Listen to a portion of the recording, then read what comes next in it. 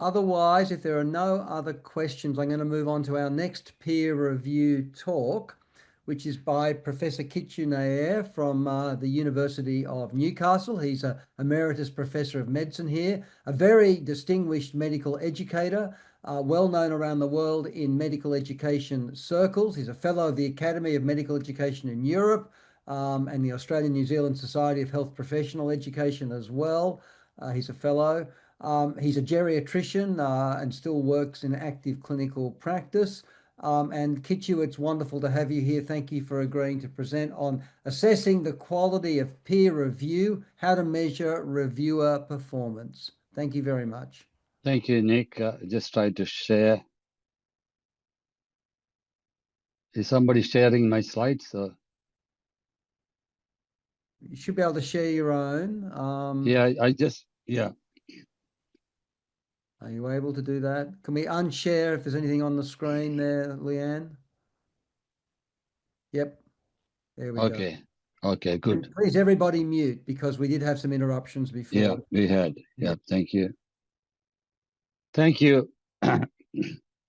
So I think Peter and Wilfred mentioned few issues, and so I'm going to say a slightly different perspective. I think Wilfred mentioned the different format of peer review. So my task is to say, how do you measure quality of peer review? As Wilfred said, peer review is nothing new. I mean, the first official peer review was around 1731.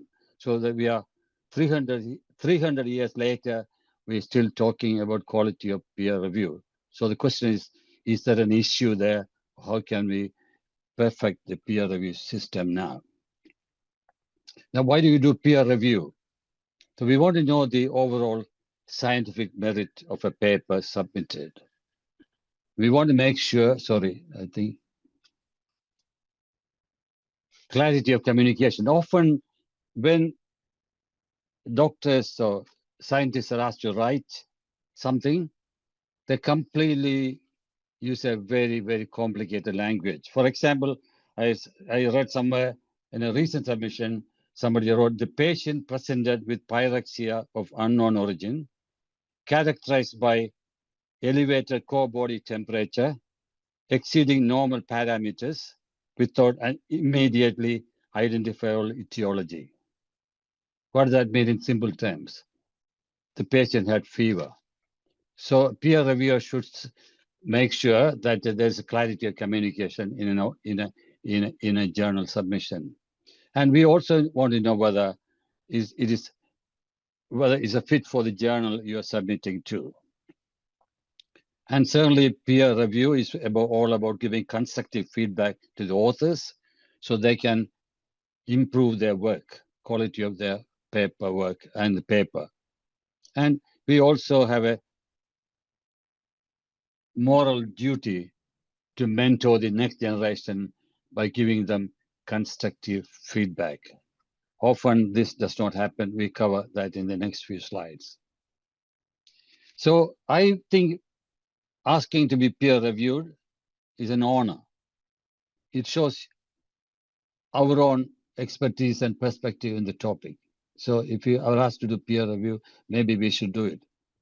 And what we also gain is we may have pre-publication knowledge of the advances in medicine. And some junior peer reviewers also can use, we heard already that they can use it for their CV and promotion. And I think Wilfred mentioned the issues of single blind or double blind, so I'm not going there. Again, peer review is an altruist, we are all unsung heroes when you do the peer review. And again, there's a lot of debate. How do we get credit or honor for doing that? And this is why editors often screen articles before sending to peer review, so that you can reject poorly written articles before sending to peer reviewers, so that it will diminish their workload. The workload is tremendous. For example, in 2016, there were 2,000 or 3 million articles indexed in Web of Science. By 2020, it almost went up to 4.5 or 5 million articles published in 2020. So what does that mean? There are too many journals we heard, too many articles published. That means we need many, many, many more peer reviewers. So it's a quality issue, and there's also a quantity issue here then. Let's see how much it costs. In 2020, there are totally 21 million peer reviews. So if we heard, if on average you spend about 6 hours to peer review, it's almost 100 million hours in 1 year. And when we look at the opportunity cost of peer reviewing, this was in 2020 dollar value, 1.5 million US dollars. It's a lot of work, a lot of hours spent, a lot of opportunity costs. So the peer reviewers do an enormous task, both in quality, quantity, and economic costs. So it's a major issue and major task too, of course. So I will say these are for you the checklists people say the peer reviewer should do. When you see a paper, the question is why is this study done? What's the purpose of the study? Are the methods fully described? This is one of the things I look at when I look at a paper, because if you cannot understand how they did the study, or you cannot duplicate the study in your own place, something is missing. And again, the methodology is sound. If you're talking about a treatment, new treatment, then is it a randomized controlled trial? So you need to know whether the study and the published work or the paper, the methodology is right. And there are a lot of potential bias too. We'll come to that in a minute. So these are the things I look at. And often structuring the peer review is also important, how you write the review for the editor. It'll be good to summarize what the article is all about. So that means you have read the paper. For example, recently I saw in one of the journals I edit, the sample size was 350, and before they sent the questionnaire, they did a pilot with 15 people. And then one of the reviewers wrote that the sample size was small. They only have done 15 questionnaire to send out to people. That means this guy has not read the paper. So these are important things.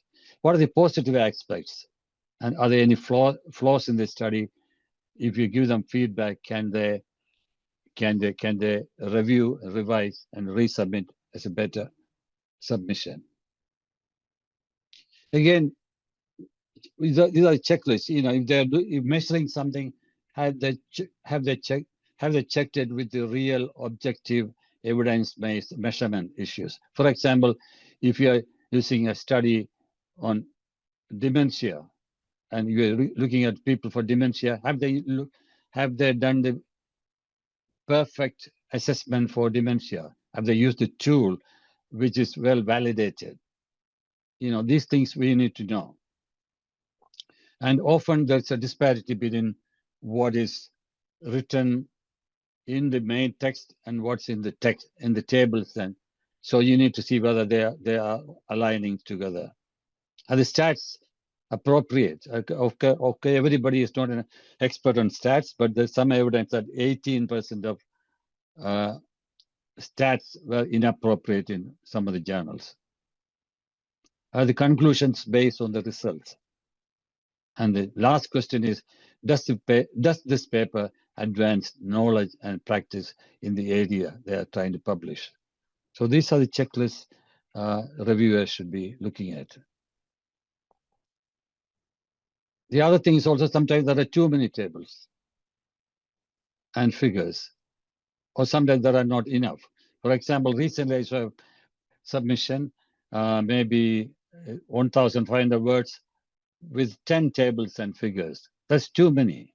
So these are things that peer reviewers should be looking for. And again, when you ask to do peer review, it should be an unbiased peer review. It should be ethical, and we should remember you are reviewing the paper, not the author. And unfortunately, when you get when you are in a different special field, often the paper you're going to look at will be coming from a competition. So this is not a competition. You're not reviewing the paper, reviewing the author. You're reviewing the paper. Confidentiality. You cannot divulge what you have read in the review article before publication. If there's a conflict of interest, you should declare it. One of the other things frustrating journal editors would be people delaying the response. This would delay the whole publishing process. So if you can do review, just say yes straight away when you get an email or invitation. If you cannot do, just say that too, so that they can go to the next reviewer. And respectfully communicating your review also is important. So I think we covered the most of this, but just reinforce, is this manuscript going to be of interest to the readership? Is the writing straightforward? Are there any areas authors should elaborate on? Are there any relevant references missing? Again, very common. It's interesting there, Chris Watling, they asked 17 recent authors in medical education in journals. So these are two prestigious medical education journals, medical education, academic medicine. And the 17 authors said consistency and credibility was an issue in the peer review. I just expand on this in the next slide. I think I just skip it. So what are the problems of peer review now? Is, as you mentioned, it's a very difficult and expensive, can be slow. If you don't submit by the deadline, you're going to be slowing the editorial process. Often it's conservative. Often, if you have a positive result, it's more likely to be published, but negative results are equally important. We don't appreciate that. Can be biased. What's the bias usually? If somebody is coming with a new idea or argument, often people are biased against this. Biased in favor of well-known figures. This may make the blinding an interesting issue. As I mentioned in psychological journals, 18% of stats were incorrectly reported. And with that, there could be withdrawal of articles. For example, Open Access Frontiers recently said they are going to retract 122 articles because of conflict of interest in peer reviewing. So that's a major issue. I think we heard about the predatory journals we're not going to do. And we're going to hear about the Western versus non-Western authors in the next talk from Dr. Ravindran, so I'm not going there. It's interesting, and a meta-analysis of 45 studies on peer review showed 2 peer reviewers correlation was only 0.34. It's a big issue.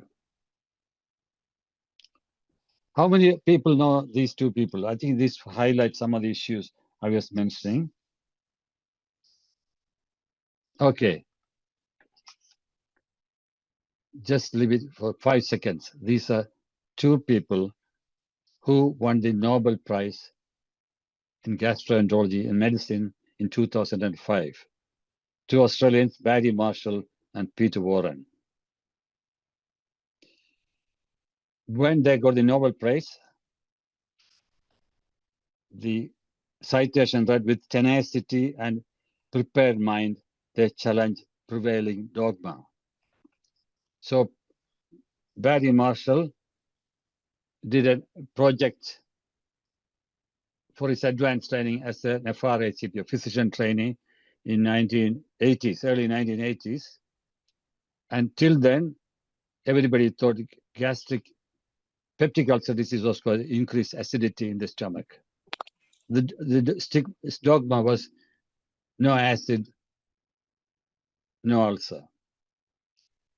And then they found out there is a funny looking organism in the stomach of people with peptic ulcer disease, and how they describe the H. pylori. And when they sent an abstract to the Australian Gastroenterology Society, it was rejected because thought that this is funny. It doesn't fit the prevailing dogma. Then they sent a letter to the editor in the Lancet, and there was some delay in publishing it because it didn't fit with what people thought originally. And then they published the first paper in Lancet in 1984, and there was delay because all the referees could not agree whether this is a good paper. And then they went to win this Nobel Prize in 2005. That's a good example of something new and something challenging the prevailing dogma. People don't want to accept it. So what are the solutions? I think last few minutes, we should have an open and transparent peer review. Reviewer training may be good, but it's very, very challenging. Larger sample of reviewers. But again, we just heard that it's going to be almost impossible with the number of articles we need to review. Again, we heard about preprint review, and the editors could ask authors or the author or the reviewers what to do.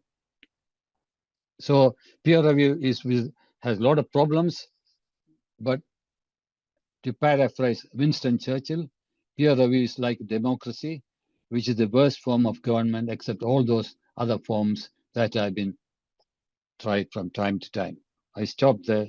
Nick, thank you very much. Thank you, Kichu, very much. We're just a little behind time, so we might move sorry. on to the next presentation. And if there's any questions, we might take them later on in the talks if we have time.